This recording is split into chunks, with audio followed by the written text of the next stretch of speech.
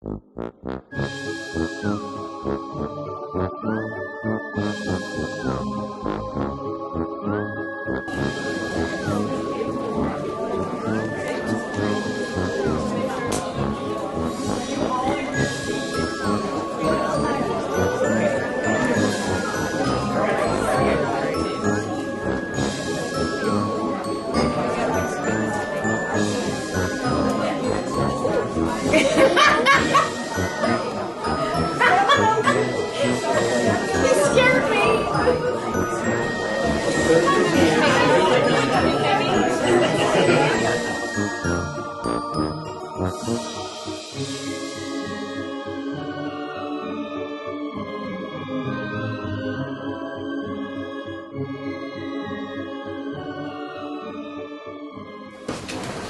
my name is Almira Seymour. My husband John and I came to Marshall County in the early 1880s and settled up on 8th Road. Some of you might be familiar with the neighborhood up there.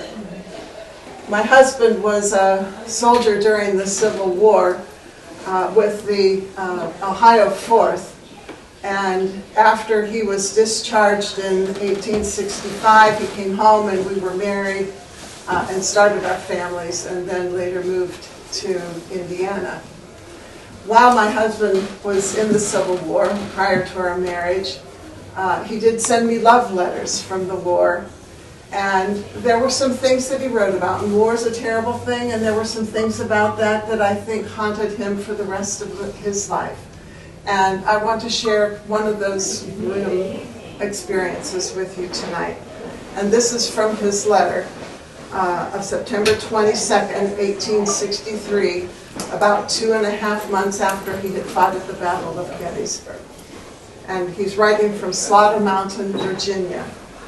He says, "Dear love, I once more embrace the present opportunity of dropping you a few lines to let you know that I am well and hearty at this present time, and do sincerely wish you the same.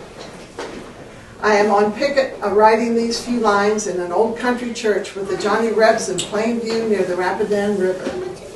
I suppose you will have a big time in Marion on the 26th of this month, as I hear that John Brough is going to make a speech.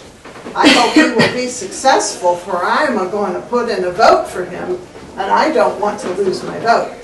If you can, get his speech after it is printed. I wish you would send it to me if it's not too much trouble. Well, I will tell you of the sight I witnessed the other day. 2 deserters put to death from the 14th Connecticut Volunteers. One's name was Edward Elliot. The other I have forgotten. Now I will proceed to tell you what they had to go through with. And this drawing that was done at the time of the Civil War, a different experience, is similar to what he would have witnessed. The whole division had to march out from the guardhouse to the grave just behind their coffins while the band played the death march. When they arrived at their graves, the coffins was sat down, each by his own grave, and then they took a seat on the end of their coffins. Then the chaplain prayed with them, and then they was blindfolded and left setting on their lonely coffins. The officer stepped back to his command of 16 men that was detailed to shoot them and gave the command, "Ready, aim, fire." And the command executed. One was killed and the other was never touched. The poor fellow, he just jumped and pulled the blindfold off of his eyes. The first thing he thought of was his partner. He looked around to see if he was killed, and one of the men ran up and snapped a cap at him, and his gun would not go off, and so on until the 4th man came out. His gun failed also, and then the officer drew his revolver and held it right in his face and blew his brains out. You must remember, he had his blindfold off while all of this was going on. After the first fire, the poor fellow, I pitied him. So he tried to cover his eyes with his hands while they would hold their guns to his forehead, trying to get their guns to go off. After they was dead, they shot them one more time through the brains each, and then marched the whole division past them so that they might know the doom of a deserter. There was a good many tears shed, entire ranks. The poor souls, I pitied them. So I will have to close this sheet, for I have it about full. Direct to the 4th Ohio Company H, 3rd Division, 2nd Corps, 1st Brigade, camped near Slaughter Mountain, Virginia. Please write as soon as you receive this. Okay. And I think my husband had bad memories and nightmares about these kinds of things for the rest of his life. Thank you. Mom. Thank you. Please make your way to the doorway or the windows. It's 1867. Spiritualists are helping Mrs. McDonald summon her son Edgar, who died last year. There's no response from Edgar, but they did reach Hattie Lawson. Over there. Poor Hattie. She accidentally set fire to her dress and died of the burns in 1863 at the home of Mrs. McDonald. Hattie was a promising girl of 12.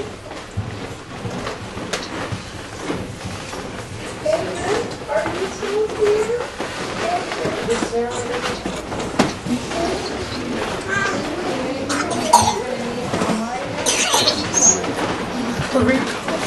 It was a dark and stormy night. If you'd like to be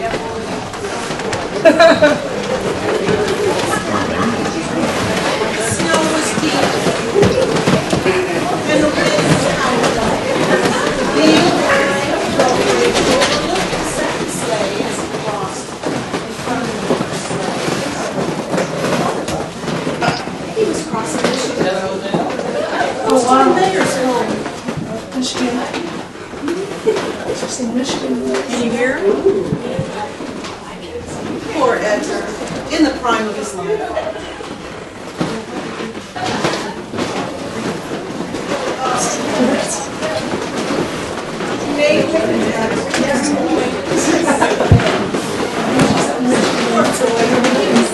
He was crushed when a crane hauling coal let loose on top of him while out to sea. His poor mother, she can't get off in the prime of life.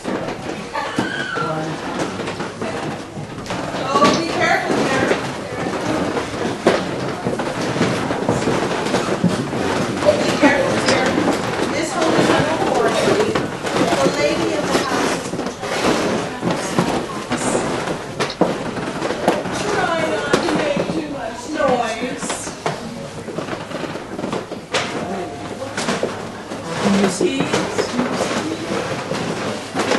Oh, but we're in love. The dentist is in.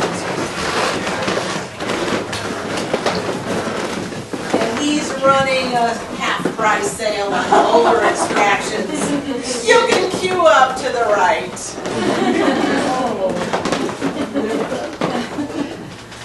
And now I think you're awake. All right. Stay very close together. We are about to go down steps. And they can be very dangerous, so please hold on to the railing. When we get to the second level, they get rather steep. So remember, you can use your cell phone for your flashlight, but stay very close. There are spooks. Walk. These passages aren't used very often. Oh, nice. I just want to see this. Anybody need a molar removed tonight? Maybe tomorrow.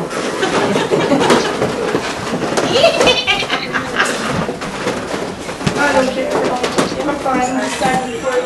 I'm more worried about washing around the stairs and going up with the baby.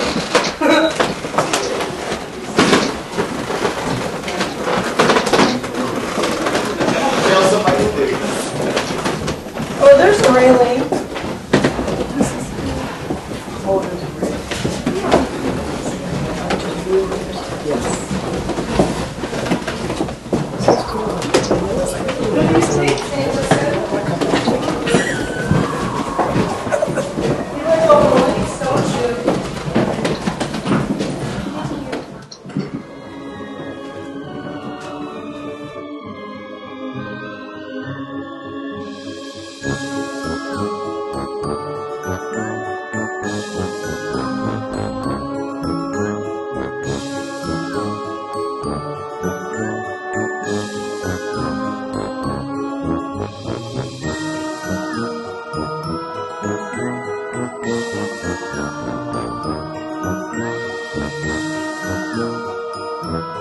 Now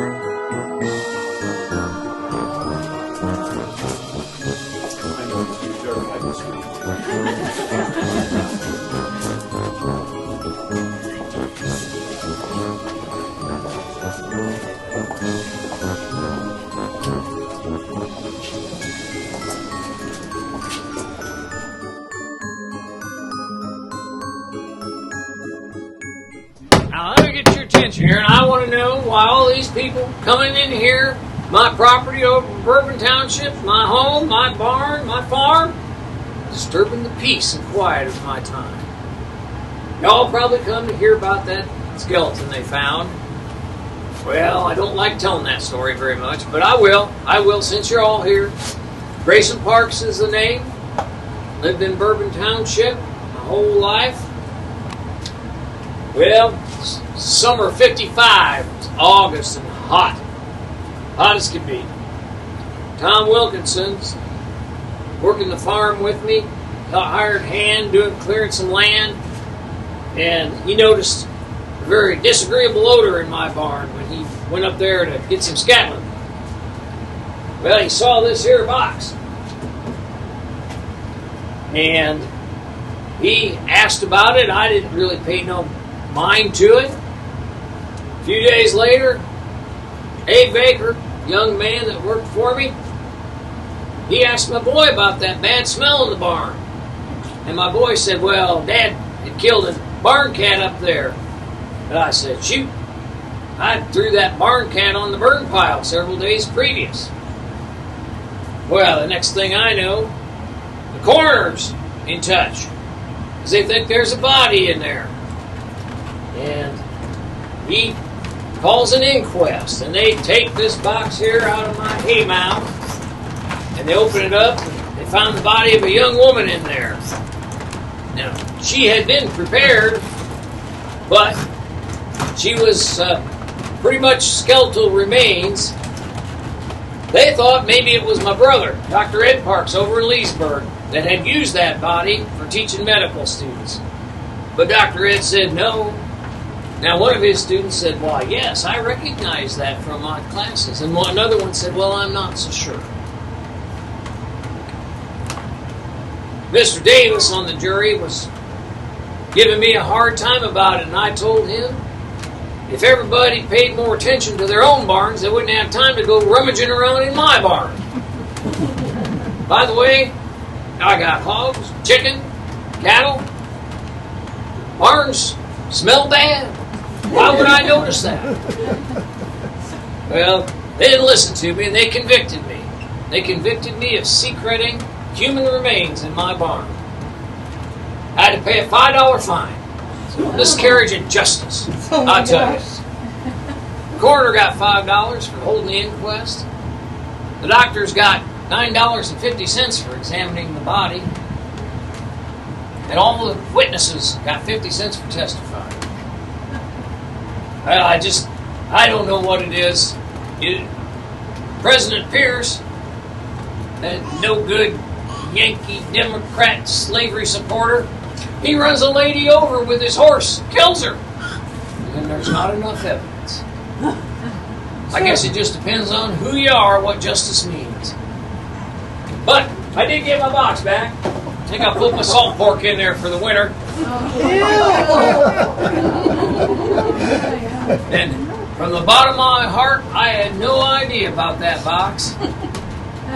And don't you believe anything that my 3 wives tell you. Darling. You want this like that for Halloween? No? The guy on the right. Yeah.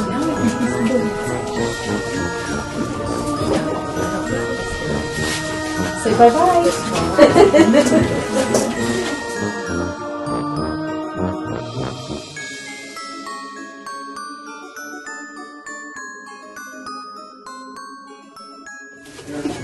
My name was Robert Clark Bliven. I was born in 1809 in Schoharie County, New York, 5 miles west of the state capital of Albany. In 1818, when I was only 9 years old, my father loaded all of us children and his wife into a wagon pulled by 2 oxen. It came all the way to LaPorte County, Indiana, and what became that county. We lived for many years on the Stillwell Prairie. Marshall County became a county, and in 1837, I bought land here, about 5.5 miles south of Plymouth, on Wolf Creek. I became friends with a man named Tim and his brother Levi Barber, who ran a sawmill on that creek, powered by that creek. They and I helped build the second Marshall County Courthouse with the wood from that sawmill. In 1837, 1840, Levi asked me to be his partner. He said we should build a grist mill because at that time, everyone from this county that needed grain ground had to take it all the way to Logansport, which was a 45-mile trip. And in 1840, that took 2.5 weeks. And if the oxen got sick or the wagon broke down, it would take even longer. So we petitioned the government to have an earthen dam built that we built and a road to the Michigan Road so people could get to our 3.5-story grist mill, and we ground grain for many years there. The stones from that grist mill lie on the north side sidewalk of this building. In 1850, it began to rain in February, and the water had no place to go. And it built up behind our dam. And my son Cyrus came to me and said, "Father, the dam looks like it might give way." And I went out there with a wheelbarrow and a shovel, and I began throwing dirt in behind the dam, working frantically early in the morning, trying to get the dam from breaking. I climbed out on the edge of it, and I grabbed a sluice, and I opened it to let some water out of the reservoir. And the log that I was standing on was icy, and I slipped, and I fell in the reservoir. I had on woolen clothes, and I sunk quickly. I fought the current, but to no avail. I inhaled water, and I drowned. My son Cyrus began looking for me the next morning. And he went to our friend Asa Parker's house and said, "Have you seen my father?" And he said he was working on the dam early this morning. They got together with 3 or 4 other men and began looking for me, and they found me in the water, laying against a bridge abutment. They tried pulling me from the water, but they couldn't. So they wrapped a rope around my wrists and pulled me from the creek. I left behind me the mill, a blacksmith shop, several buildings and a home, a wife, and 5 children. I was only 41 years old. Thank you all for coming this evening to hear my story. Yeah. Thank you.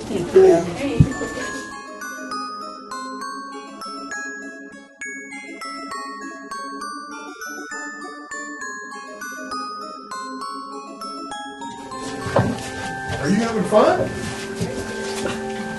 I was like, oh yeah. Are you having fun? Are you scary or is it fun? It's pretty fun. Scary.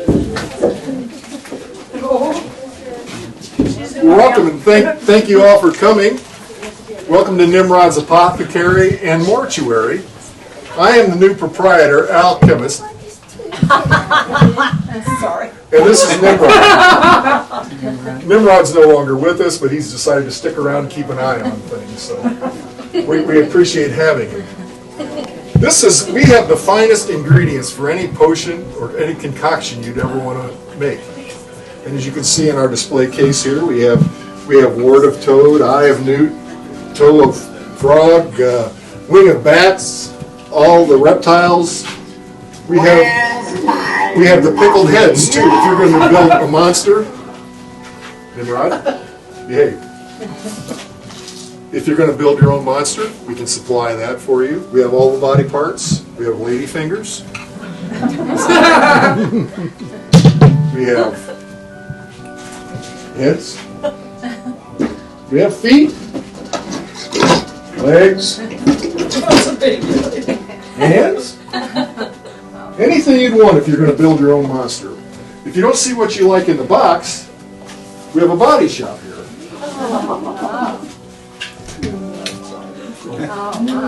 And if you can't find what you want in here, come look. Come look. Come and look. Everything you ever want to build your own monster will be in here. Come look. Not the baby, not the baby. You can get in there. And I want you, excuse me, to see how fine of a product we have. I'd like you to sample our Eye of Newt.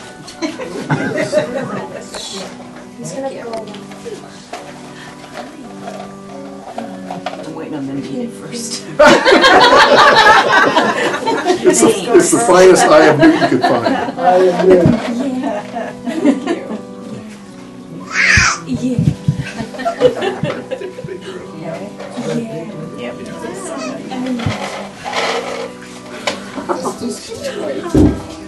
Thank you.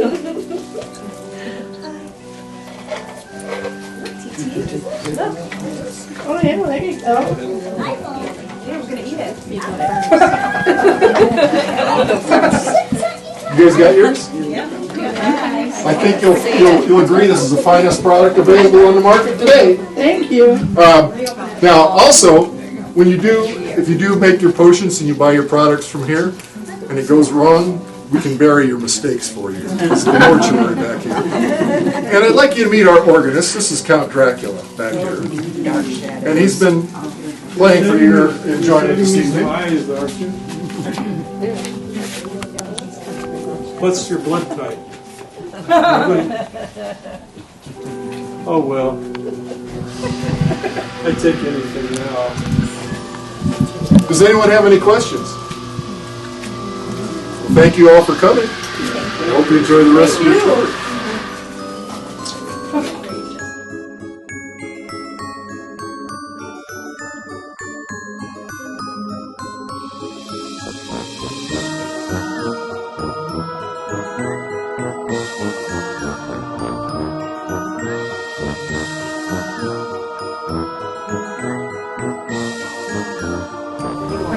I am Martha Johnson. The year is 1876.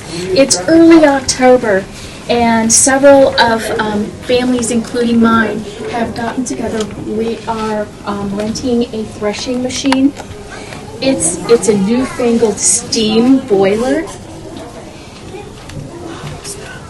Unfortunately, after repairing one of the belts that had broken, just as they were starting the machine back up, it exploded. It's like a bomb going off. Young Isaac Jones was 14, and he was standing the compartment where you feed wood in to heat the fire. And he was blown 110 feet away. The top of his skull was missing down to his eyebrows. He died instantly. The 35-year-old William Hughes was standing next to him, and he was thrown almost as far. He had a broken arm, a broken leg, and he was completely scalded. He lived for 2 days.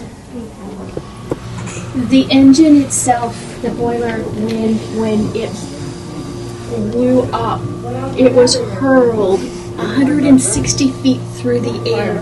Witnesses say that it spun 3 times and landed facing the opposite direction. As it was going through the air, it passed through a stack of wheat that two men were standing on with rakes. One of those men was Wesley Johnson, my 22-year-old son.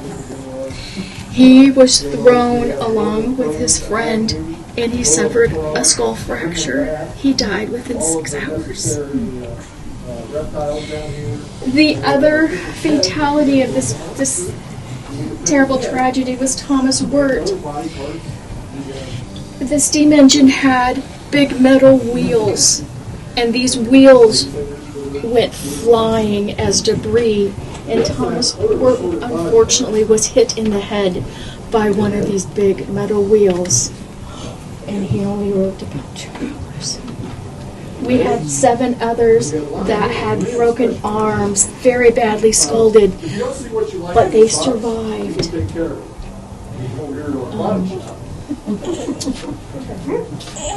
This was a machine that wasn't brand new. It had been used for 4 years. The engineer was standing on the side of it, and he only suffered a broken arm because the way it flew. Harnesses were stripped from them, and they ran. It's amazing hearing these stories that these farmers kept going, that these families, every family in this community had someone who was maimed or who died. But this is a testament of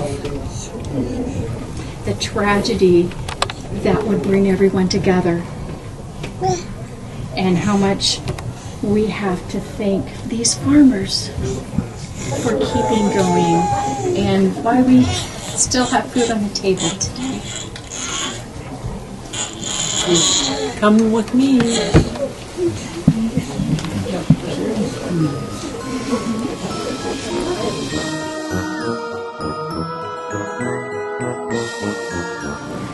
We are assembled, Miss Garn.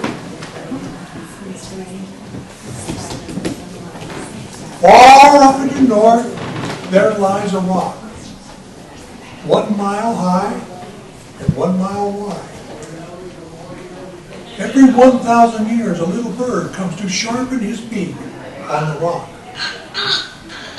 In due time, the rock will wear away.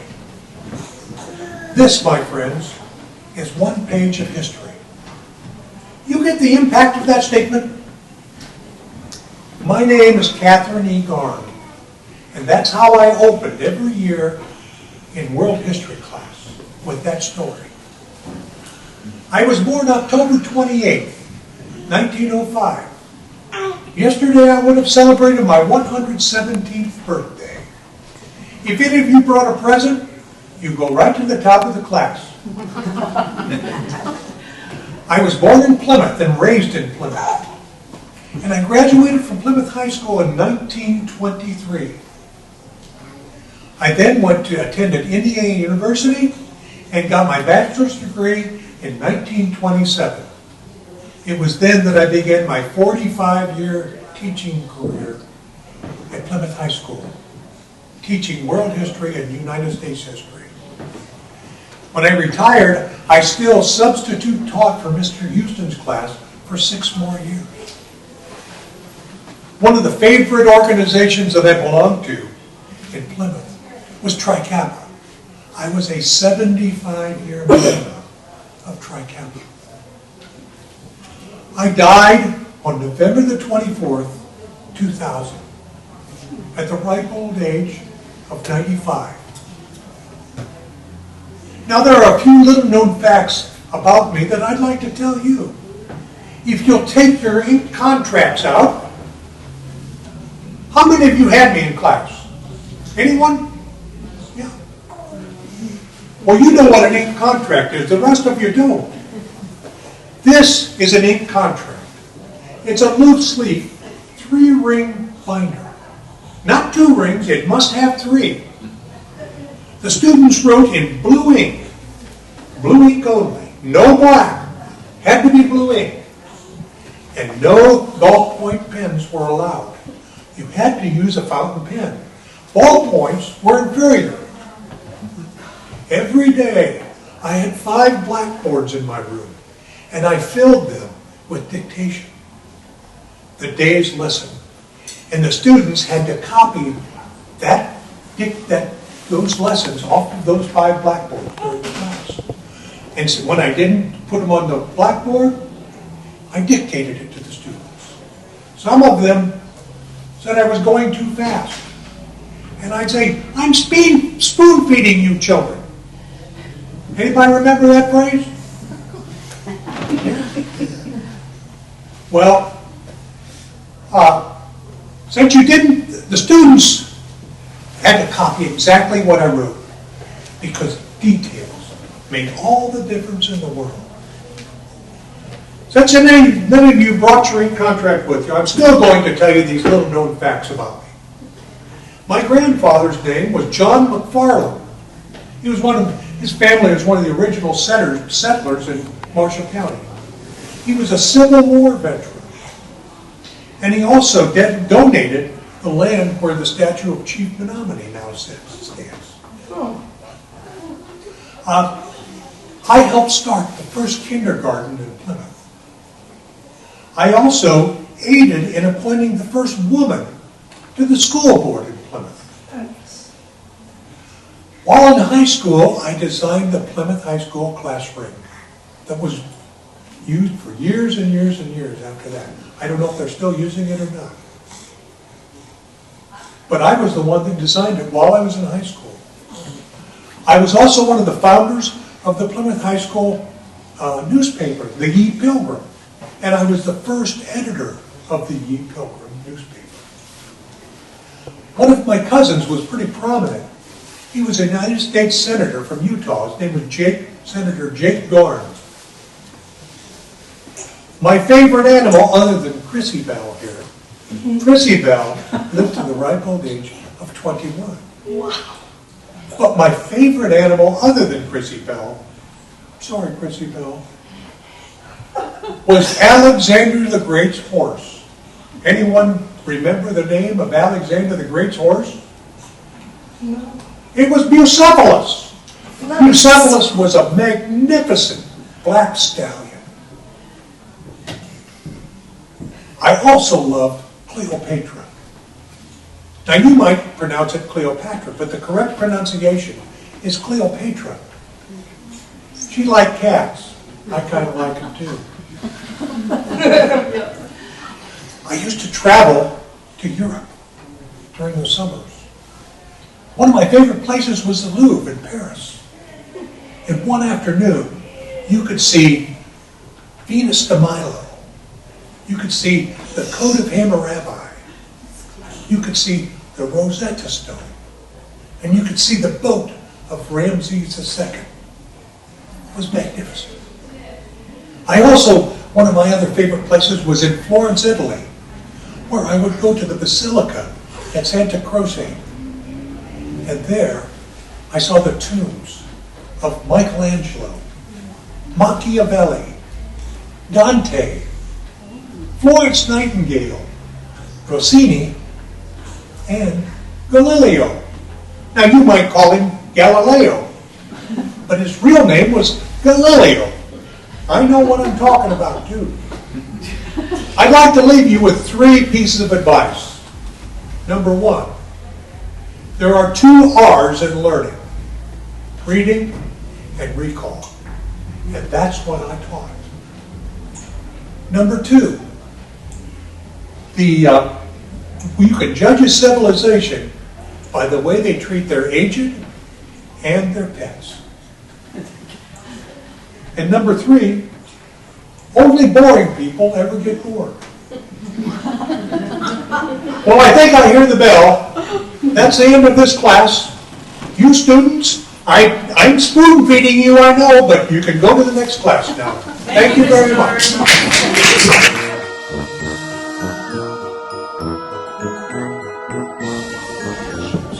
Good evening, ladies and gentlemen, and welcome to our ghost walk. I'm Knott. I was born and raised in Tyner City, yes, that's what we called it, was Tyner City. Does everyone here know where Tyner City is? Yep. I'm sure that I am now famous enough that I'm sure that the tallest building in the entire city is named after me, and I'm sure the high school is named after me, as I was obviously the most talented and important person ever to come from Marshall County. And if you ever question that, just ask me and I'll fill in all the details. But I was trained in classical opera in South Bend, which everyone knows. Getting classically trained in opera in South Bend makes you up top of the notch of the system. Anyway, I then went on to vaudeville, and I performed all over the United States. I performed all over Europe, and even for European royalty. I then heard about these things going on out in Southern California called these motion pictures, so I moved out there and started motion pictures, and also into the talkies, and I died in my 20s by falling off a ladder, as a matter of fact.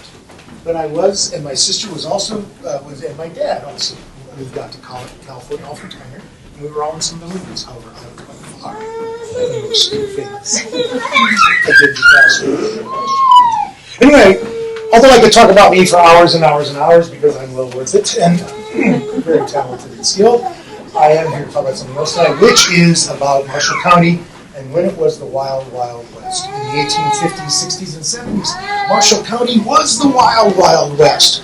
You know, we were the far west. And why were we the Wild, Wild West in Marshall County? Well, we were close to the cities, we were close to the railroads, where all the money was going through. But what made especially northwestern part of our county be great for the Wild West? It's because of our hills that we had in the swamps. In other words, you had to know where the hills were, where the roads were, where the swamps were. Because if you rode your horse into one of these swamps that were out there, you would be lost. If you took your horse and buggy in there, you ain't coming out. Right? So it was where the horse thieves, the bank robbers, the ne'er-do-wells would all hide out, was in this area. It was close to go rob your bank, and then you could come down here and hide out in the swamps. Okay? And what else happened in the swamps?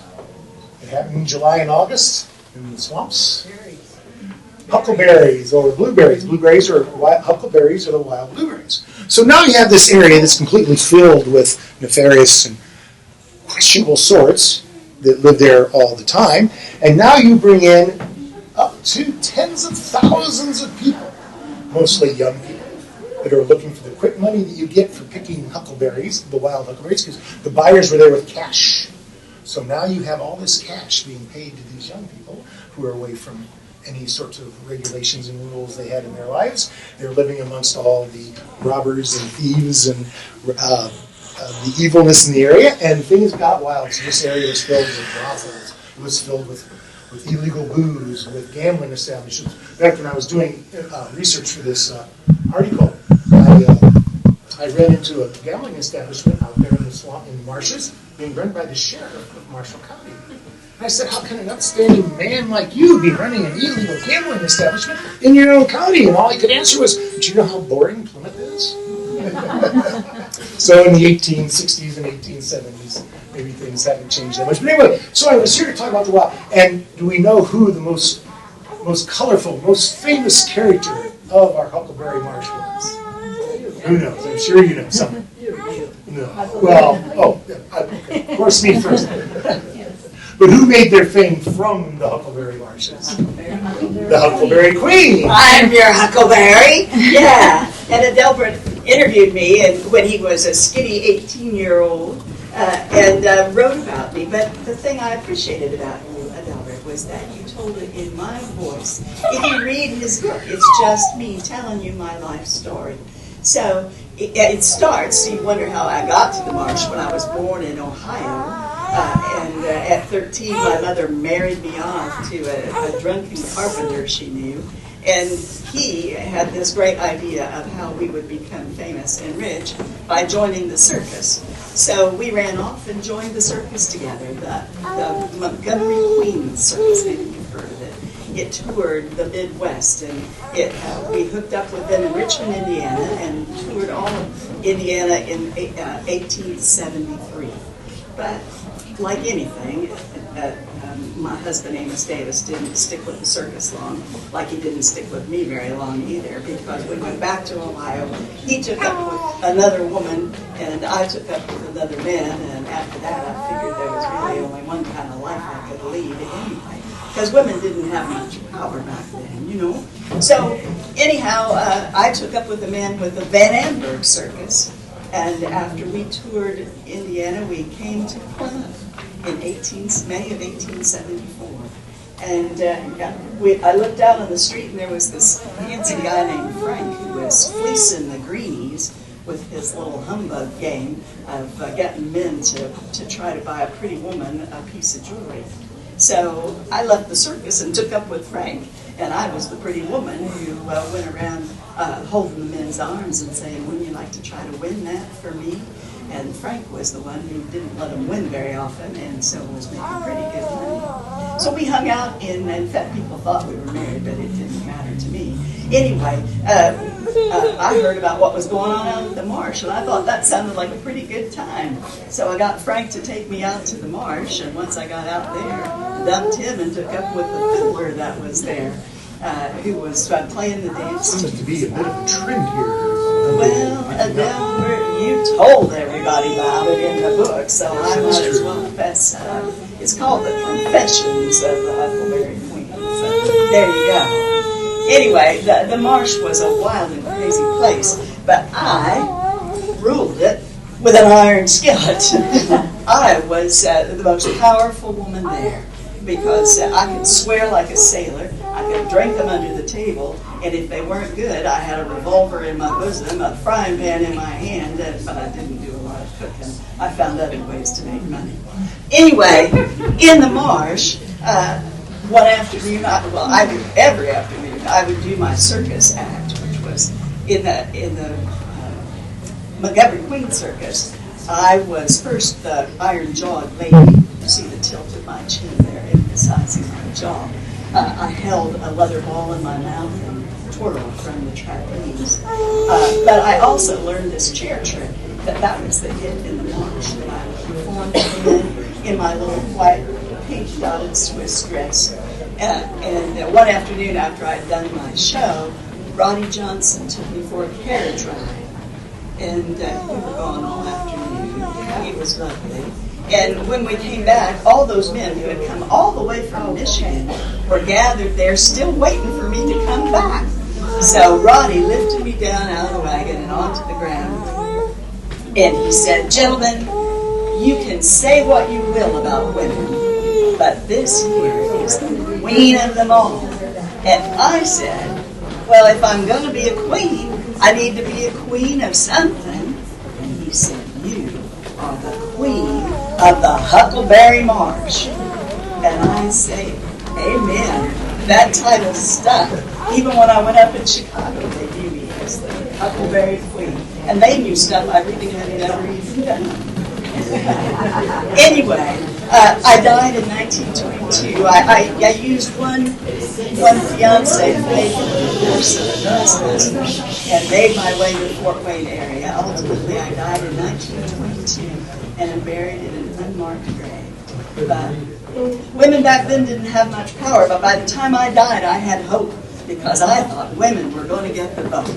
So ladies, I hope that you've inherited that power and that you use it.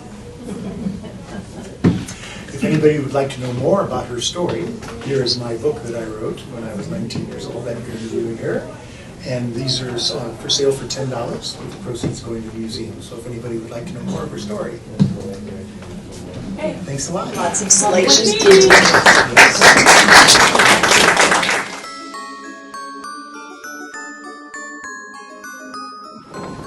Well, good evening, everyone. I am Simone Gabrielle Guillaume Routet de Remour. I was the first bishop of Indiana, and my see city was at Vincennes. And I want to tell you about one of my priests, about Benjamin Marie Petit. So when I say he was one of my priests, I'm in a sense getting ahead of the story. When I was consecrated a bishop, I took a tour of my new diocese of Indiana, and the first thing that I realized is that Indiana is very big, and that I did not have very many priests to fill it up. Between Logansport and Detroit and Fort Wayne and Chicago, I had one priest, Father Desai, operating out of South Bend. So I said, clearly the first thing I need to do is get more missionaries. So I went back to Brittany, to my own seminary, we specialized in priests who had already had an earlier career. I myself had been a physician before I became a priest and a bishop. And so my one person I was able to recruit, Benjamin, was someone who had previously been an attorney in France before becoming a priest, or before becoming a seminarian at least. So after exchanging some letters with Madame Petit, who was not at all sure that she wanted her boy to come all the way to the wilds of America, I was able to bring him with me. He and I sailed back, and I anticipated, of course, as you do, that it would be some months or even a couple of years before he would be fully trained in order to do all the things that I needed a missionary to do. You learn things in seminary, but you don't necessarily learn in seminary the things that you need to know in order to be a priest or a missionary out on the frontier. So he came, and in this fall of 1837, in September, I in fact ordained him as a deacon, as one does. And not a week later, I got a letter from Mademoiselle Campeau and from Alexis Menominee, the chief of the Potawatomi. Mademoiselle Campeau had been the translator for all of our missionaries here in the 19th century, and she was living in Plymouth. So she and Chief Alexis wrote to me to say that Father Desai in South Bend had died, and would I please send him another black rose, send another missionary. I looked around Vincennes. I had, as my choices, a German who was perhaps a little too fond of whiskey to be sent off for work amongst the Potawatomi, and I had Benjamin. So I ordained Benjamin a priest. By then it was 10 days, 2 weeks after I made him a deacon, put him on a horse and sent him off to Plymouth, and eventually, of course, to South Bend, which was his home base. But even though he was based in South Bend, his attachment was to Chichipe Otepe, to Twin Lakes, the duck's head, meant in Potawatomi. He was very proud of himself for learning to speak some Potawatomi in his time here. And so at Chichipe Otepe, he spent a good deal of his time, and this was not undistressing to the Americans. The American Indian agent had sent Father Desai and Mademoiselle Campeau off the reservation and forbidden them to return because he thought that the French were too sympathetic to the Indians and the possibility of the Indians staying where they were. So when he discovered that in replacing Father Desai had sent him an actual attorney, you can imagine that he was even less happy than he had been in the first place. But attorney or not, of course, by 1837, early 1838, it was too late to do anything. As you probably know, Chief Alexis actually traveled to Washington and met with President Van Buren. But even a personal meeting with the president was not enough to save the Potawatomi, and they were determined, they weren't determined, but it was determined that they would leave. So over the summer of 1838, obviously things got worse and worse. And in August, Benjamin took all the holy things out of the chapel and took them back to South Bend. I mean, God forbid they should fall into the hands of the Protestants. And then in September, as you know, everyone was rounded up and they began to march them off to Kansas. So we discovered that on a particular Sunday, they were going to be in Logansport. And as it happened, on that same Sunday, I was going to be in Logansport because I was to consecrate the new church there. So I wrote to Benjamin. He came to Logansport to meet us. I consecrated the church in the morning. He said Mass for his people. And then that afternoon, I went out and confirmed some candidates for confirmation. In fact, there's a drawing by the English artist George Winter of my saying confirmations that afternoon in a grove of trees at Logansport with the natives. Well, that was the day that I gave in, like the unjust judge in our Lord's parable, to the repeated petitions of Benjamin, because the whole time that he had been here, he had been saying, if the Americans send them to Kansas, let me go along. And I had said, one priest, Logansport, Detroit, Chicago, Fort Wayne, I can't possibly let you go. Perhaps foolishly I said, all right, you can go. Of course, by then he had to go back to South Bend and get his things and turn around and come back again. And they were into Illinois by the time he caught up with them. But he did catch up. And when he caught up, the Americans very quickly realized that he was far better at managing the savages than they were. So they actually paid him a salary to go the rest of the way out to Kansas. And you know the story of deaths and the burials and baptisms and all the horrors of the trip.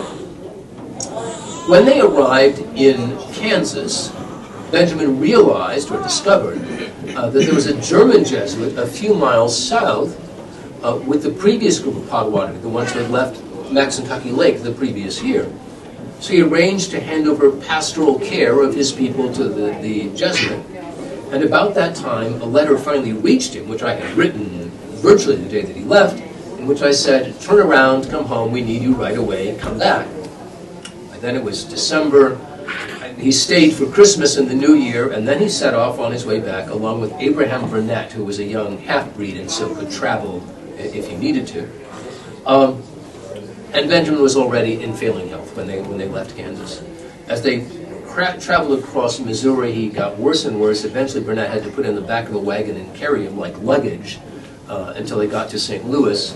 And in St. Louis, it was obvious that, absent a miracle, he was going to go no further. So the Jesuits there took him in. There was a Jesuit seminary, and they had a little infirmary. And they cared for him, and they made him as comfortable as they could. On the 2nd of February, it was clear he was not going to last. They brought a portable altar into his hospital room so that he could say his last Mass, which he did, and then he died on the 10th of February.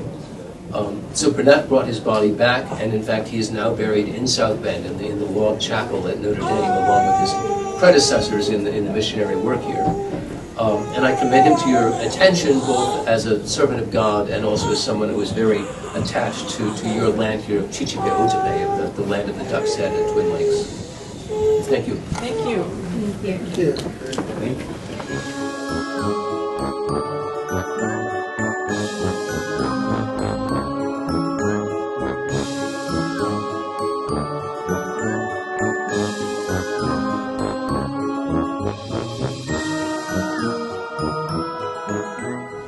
Welcome to Culver. I'm Edward R. Cook, the town marshal, and it's 1932. In fact, it's July 19th, 1932. I've been in this job for 4 years. I was born in Richland Center, down in Fulton County. I'm 48 years old, and I came to Culver after working for the Pennsylvania Railroad for 10 years as a freight agent, and getting the job of town marshal was a big thing right at the beginning of the Depression to get this job. And one of the first things that they insisted, the town board insisted that I stop in Culver were traffic violations. They were tired of traffic violations. And the most important thing they wanted to stop was speeding. And they estimated that 90% of the people were speeding in Culver. Anybody have any idea what the speed limit in downtown Culver might have been in 1928? 15. They wanted that slowed down. The other speed limit was 25 around other neighborhoods in town. The other violation that they insisted get stopped was what was called back then backing up. Today we call that U-turn. They didn't want you to do a U-turn to get to the parking spot. They insisted that if I saw you, I was to make you go to the corner and go around the block to come back to a parking spot. They wanted that stopped. They also wanted parking on the wrong side of the street stopped in Culver in 1930. I was pretty well liked in Culver, in fact, except for the speed limit. But when I gave you or cited you with a violation, I didn't give you a ticket. Back in those days, it was called a tag. You were issued a tag. And you didn't get 30 days to pay your tag. You didn't say what the fine was going to be. I put you in the car and I took you to the Justice of the Peace, Mr. Higgins. And Mr. Higgins would issue you a fine right then and there. And you pay it right then and there. And if you got a big fine, the paper would report it as Mr. Higgins issuing you, doing what was called plastering you, because he'd given you a $5 fine. And a $5 fine during the Depression was a big fine. And it actually, I gave out so many of those tags in Culver that the city coffers actually went up during the Depression. I issued so many tags. In 1930, in the fall of 1930, there was a string of break-ins on Long Point. Does everybody know where Long Point is at Lake Maxinkuckee? On the east side, kind of about a third of the way down the lake.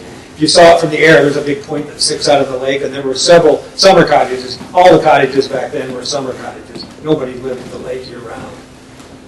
Everybody, if you lived in town, but you didn't live at the lake year-round. Well, that fall, there were 8 cottages on Long Point, all burglarized. And I needed to solve those crimes. And by listening to the talk around Culver, we figured out that a family that had left 6 years earlier by the name of Clemens, a man and his 2 sons, had moved to Buchanan, Michigan. And those 3 fellas and 4 other guys from Buchanan were coming down to Culver and robbing those summer cottages. And we figured that out. And I went to Buchanan and got with the town marshal up there, and we arrested all 7 of them. We couldn't bring them all back at the same time, but we brought them back 3 one day, 2 the next, and 2 the next. We solved that crime. Later that year, out in Burr Oak, keep in mind it's the Depression, out in Burr Oak, there was a hardware store and a grocery store. One of those stores, the building's still there, right at the corner by the tracks. An escaped convict from Kentucky, actually they say Kentuckiana, so we're not sure if he was from Kentucky or Indiana, but down there you know it's called Kentuckiana, and made it all the way to Culver, or to Burr Oak rather, and was robbing the store at 3:25 in the morning, and they called me to come out to Burr Oak because there was no law enforcement out in Burr Oak. It was available. So I got out there, and they heard me coming. The man heard me coming in the store, and he went out the back door. And the owners of the store in the meantime had gathered up a posse. People were in the posse, and we chased him down the tracks, and I shot him in the back with a shotgun. And we captured him. He lived. We solved that crime. The other big crime during that period of time was stealing tires. And there were lots of tires being stolen in those 4 years. On the morning of July 19th, 1932, I stopped at the Shell station on the corner in Culver. There were 2 guys that worked in the station there, Mr. Foster and Mr. Shaw, and they had a tire laying on the ground, still on the rim. They were trying to get off the rim. And one of them was prying on it with a screwdriver and couldn't get it off. Well, the screwdriver rolled out across the floor. And back then, I was known for not buttoning my holster. It was always open. And I carried a .32 automatic, and I always had 1 bullet in it. Kind of like Barney. And the hammer was always pulled, so it was always ready to go. So I bent over to pick up the screwdriver, and as I did it, the gun hit the ground, and it went off, and it hit me in the chest, and went right through my heart and right out my back, and I was killed almost instantly. And it was reported in the paper that Mr. Shaw said to me, "Ed, did it get you?" And my last words were, "It got me." Within 2 minutes, I was dead. The next day, Mr. Johnson from Plymouth, who was the funeral director and also the Marshall County coroner, came down and ruled that my death was an accident. I was so well liked in Culver that my funeral was held at the Methodist Episcopal Church, which is still there today in Culver. My wife came, Muriel, my 3 sons, and my 2 daughters. One of my sons was going to Purdue. They all came. And I was buried back in Richland Center 48 years after my birth, where I was from. And that's the story of Ed Cook, the Marshal of Culver. Thank you. You're welcome.